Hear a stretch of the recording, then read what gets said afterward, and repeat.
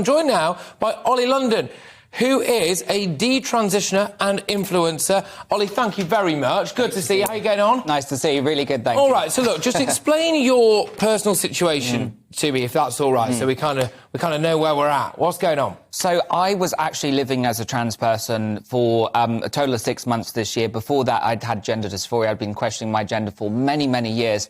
And I really was susceptible to these ideas that are pushed these days that you see online, that this is totally normal, self-identifying, you can choose anything you want. So I was like, OK, maybe the reason I'm unhappy with the way I look is because of that.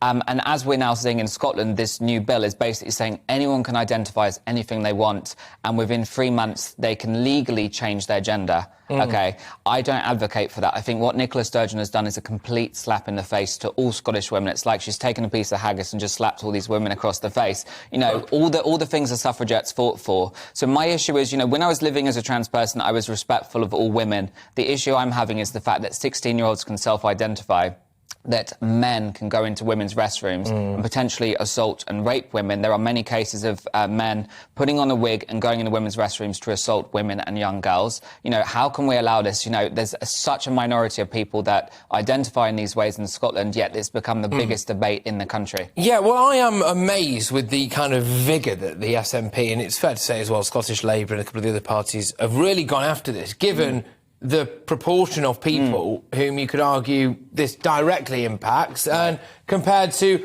you know, all women, I suppose, all children and things like that. Could you just talk to me a little bit about what you know about the percentage of it? Because they say the SNP is saying, well, look, it's a marginalised group of people, often have very bad mental health issues when it comes to gender dysphoria and things like that, and this would be a big help to them. But I'm just wondering how many of those people it's actually helping versus how many people it might harm.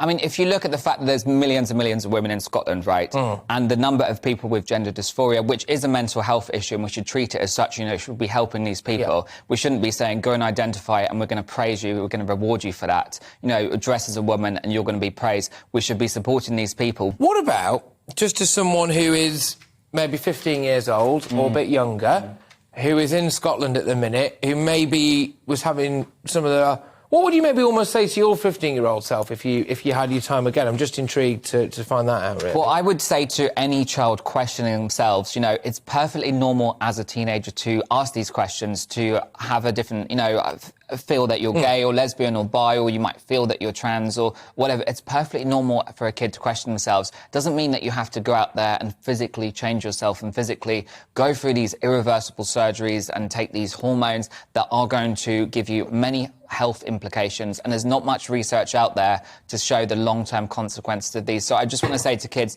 just be happy with who you are, you know, find love with yourself, don't go changing yourself. I obviously live with regret, I've changed myself too much. I can barely move my face anymore, but, you know, I don't want kids to go through this. I've learned from experience, you know, kids should just be happy with the way they are, so just be happy with the way you are.